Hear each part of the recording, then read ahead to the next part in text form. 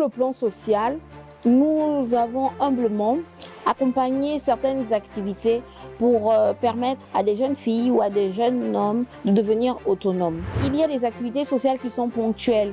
Vous avez une maman qui est en grande difficulté quelque part, vous lui apportez de l'aide. Je suis souvent gênée d'évoquer ce que je fais au quotidien parce que parfois ce que la main gauche donne, la main droite ne doit pas savoir. Mais vous pouvez être assuré que sur les questions du social, je me battrai pour voir l'Assemblée nationale pour que des lois puissent être votées pour que le plan social soit bien développé.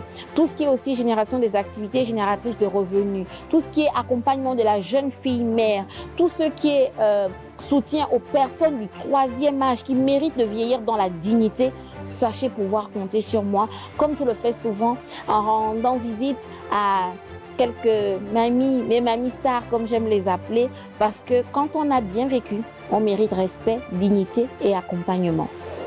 Sur ce volet-là aussi, les veuves et l'orphelin m'interpellent parce que vous savez, j'ai perdu mon père, j'avais 7 ans et je sais ce que vit un orphelin lorsque le pilier d'une famille n'est plus là.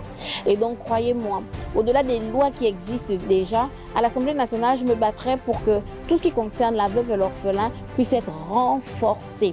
Et au niveau local, c'est d'accorder une attention bien particulière pour ces mamans-là qui sont restées aux côtés des papas ou les papas qui ont perdu leur maman et qui souvent vivent des situations qui sont dramatiques. Et comment est-ce qu'on s'en sort lorsque le conjoint est parti, quand c'est lui qui faisait tout? Là aussi, sachez que les orphelins et les veuves auront une attention particulière en ce qui concerne leurs filles qui se présentent à l'élection législative. Les personnes handicapées aussi m'interpellent. D'ailleurs, dans ma famille, ma sœur a eu la poliomyélite. Donc, je sais ce que c'est. Le regard de l'autre sur l'enfant handicapé, le regard de l'autre sur la femme ou l'homme handicapé, souvent qu'on pense diminuer, mais ce sont des personnes qui sont fantastiques. Ce sont des personnes qui ont des talents, des dons.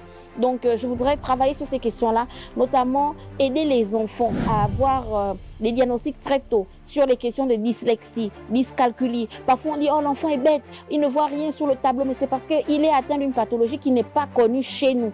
Donc, il faut enlever ce mauvais regard-là. Il y a des mamans qui cachent les enfants handicapés parce qu'elles ont honte. Non, on doit les accompagner, on doit mettre des mécanismes en place et c'est notre plaidoyer auprès des instances qui s'en occupent pour que ces enfants-là et ces femmes soient autonomes ou soient accompagnés sur le plan scolaire.